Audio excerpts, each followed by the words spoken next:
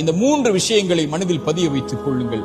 முதலாவது, நடக்க இருக்கின்ற எல்லாம் இறைவனுடைய புறத்திலிருந்து தான் நடக்கிறது என்ற அடிப்படையை, இறைவனுடைய நாட்டத்தில் நடக்கிறது, இனிமேல் நடப்பது சிறந்ததாக இருக்கும் என்று இறைவனை சார்ந்து வாழ ஆரம்பிப்பான். இரண்டாவது, நன்றியோடு இருங்கள்.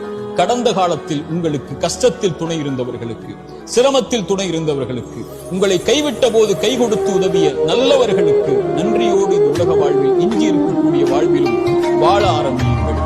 மூன்றாவது, பாவ மன்னிப்பை கேளுங்கள். நீங்கள் இறைவனுக்கு பாவம் செய்தால் இறைவனிடத்தில் மன்னிப்பை பெறலாம்.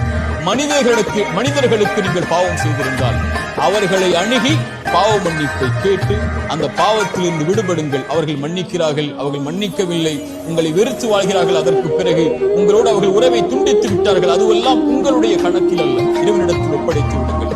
அவர்களை அணுகி மன்னிப்பை கேளுங்கள். மன்னிப்பை தேடி எதிர்கால வாழ்வில் அந்த தவறை மீண்டும் செய்யாமல் உங்களை பாதுகாத்துக் இந்த 3 அடிப்படைகளை கடந்த காலத்தில் இருந்து எழுந்து வரும்போது நிம்மதியோடு எதிர்காலத்தை கழிப்பதற்காக பாடமாக பெற்று கழியுங்கள்.